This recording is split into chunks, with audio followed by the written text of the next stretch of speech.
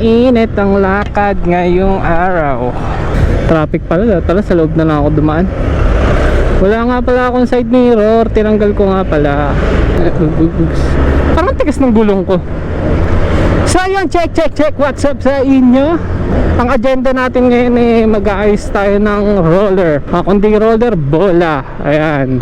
Itutono na natin tong panggilid. Nga pala, i-comment nyo nga dyan sa baba kung ano yung advantage at disadvantage na nakapanggilid. Pero stock pa rin yung makina. Gusto ko lang malaman. Napipiyok pa nga. Gusto ko lang din malaman. Chin to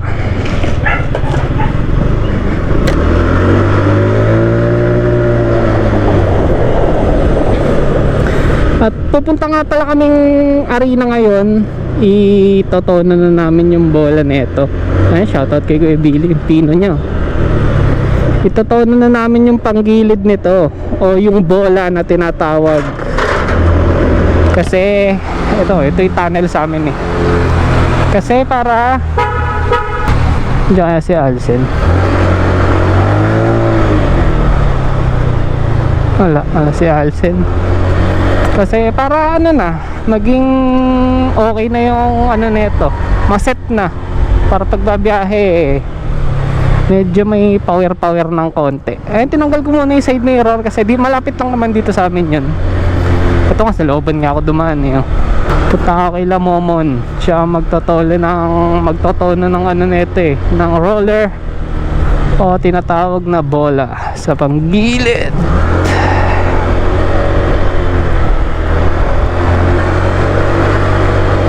Kay Jer ata to Aerox ata ni Jer yan At tama lang siguro itong punta namin. Sabi niya mga alauna daw konti lang dumadaan dun sa may arena. Sa tawag dito mga taga Bukawi o kaya napupunta ng food park. Alam niyo na yan, yung daan papuntang munisipyo ng Bukawi, yung bago, yung maganda. Konti lang daw ang dumadaan doon Kagabi kasi tinutono na namin to nahihiya na ako dun sa maingay kasi, kaya sabi ko bukas na lang. Sakto day off ko naman din ngayon, kaya para mahaba din yung oras sa pagtotono. Ito malapit na tayo diba? Konting pigaan lang sakto naman na siguro yung gas neto.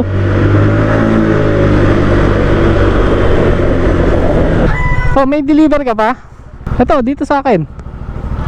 Yung doon, masikip din Ayun nga lang. So yan, bali papunta na kami dun sa arena. May dala siyang may dala siyang mga kaha. Nagpipintura din kasi nagpipintura, nagbabap sa mga sasakyan din. May mga alam ayusin. Ayan, kung mga malapit lang kayo sa Bukawi, ayan, PM nyo lang yan yung page Simon Touch.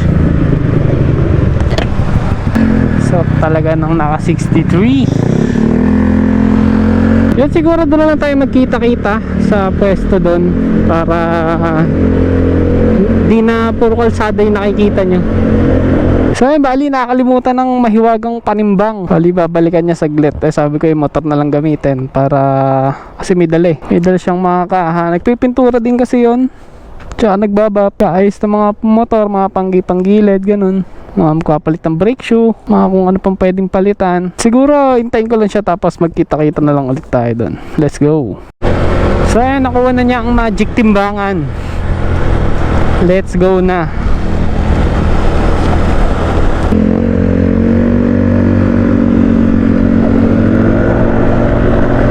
Testing natin ang isa.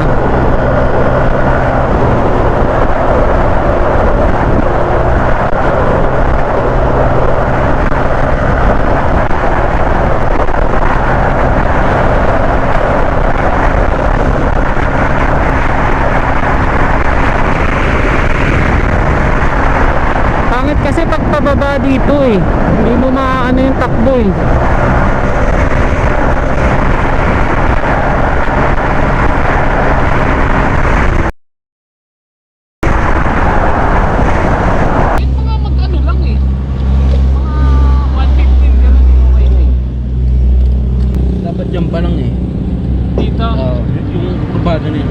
daan, gano'n.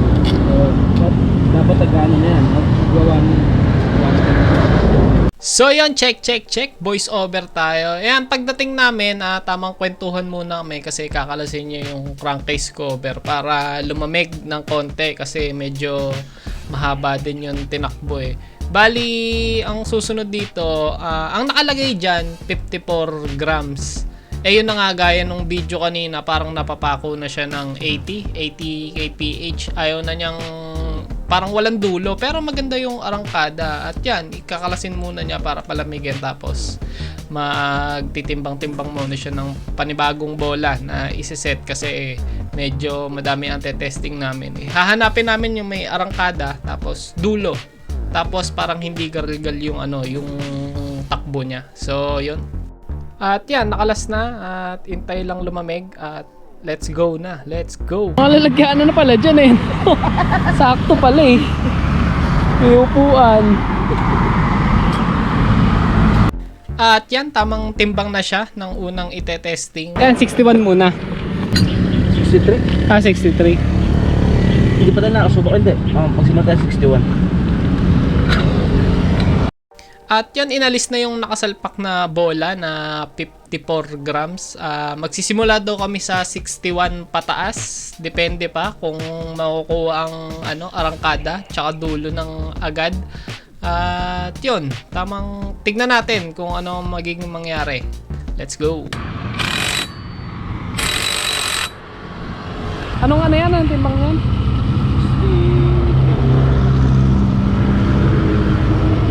So yung bali unang sinet muna niya na na roller o bola, 63 grams.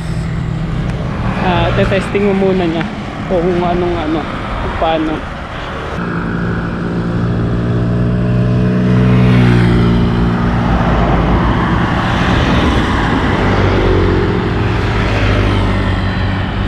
Medyo madaming dumadaan, delicates, pero kailangan kasing pero sanay naman siya sa ganyan. Malalaan natin. Ano?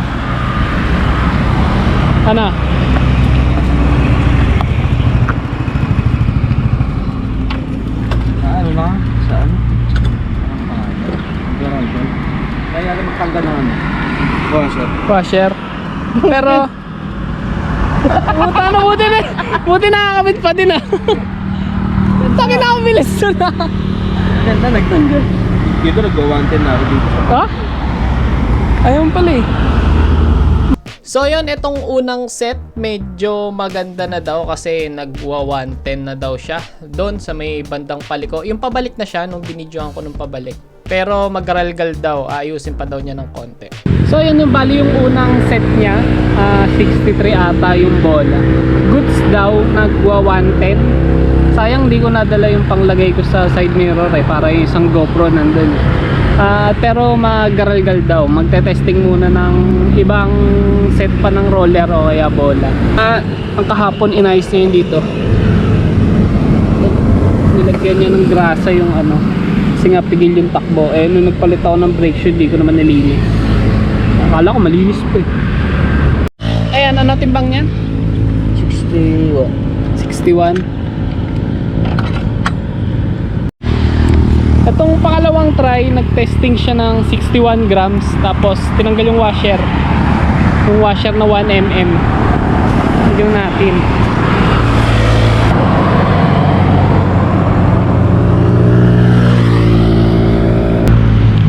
Ano? Ha? Pagka So yan, bali negative ang 61 grams tas walang washer. Bali magseset uli siya ng panibagong timbang na bola. At ganito talaga magtono eh. Kalas kabit at malalaan din yan, madadali din yan. At siguro may ibang papalitan para makuha yung dulo at arangkada ng mabisa. So yun, let's go. Bali testing uli, 59 grams. May washer.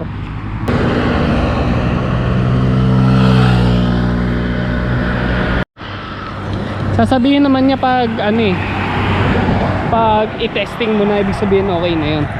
Hindi ko naman inaano na mabilis talaga. Basta umarangkada lang tas dumulo. Goods na sa akin yun. Kasi hindi naman din ako masyado mabilis nagpapatakbo eh. Maging ano lang, maging komportable lang sa biyahe, tapos hindi nabibitin pagka overtake, gano'n, overtake ng naaayon. Ano na? Pero yung isa kanina nagwante na, di ba?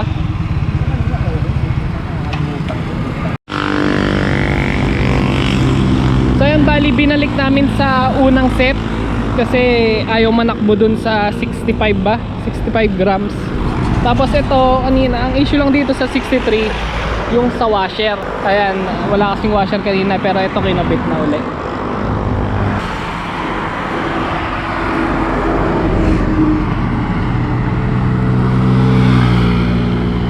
Sabi niya pag ito yung unang sinet niya, yung nag 110, papalit na lang daw ako ng center spring kasi naka 1,000 lang ako eh.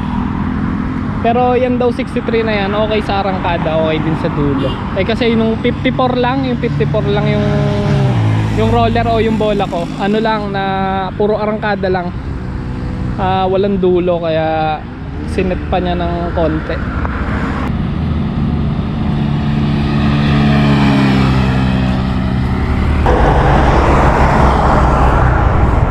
So yan, bali ito 63 grams, tapos may washer. Pala kinabit ko yung side mirror. Hindi kasi ako nakapagpatakbo ng mabilis nang walang side mirror eh.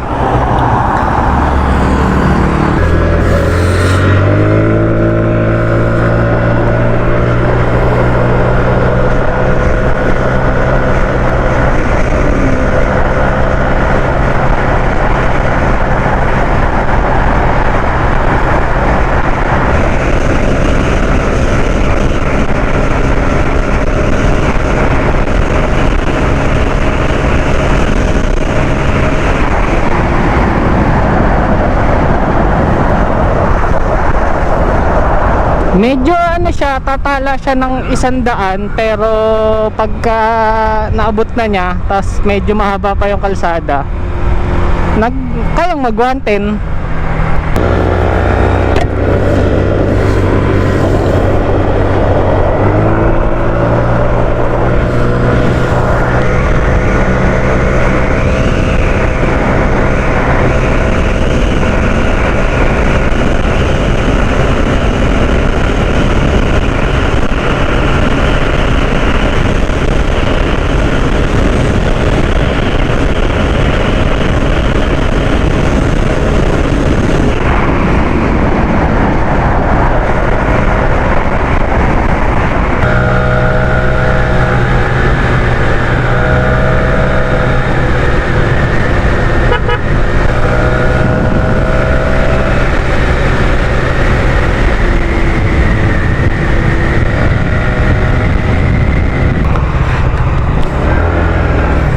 Tawag dito, center na lang to. Kamusta ano? Di ba tatala muna ng 100, tapos pagka naabot na niya, tapos pagka mahaba pa, Kapag mga bandaan. o bubulusok na yung paano.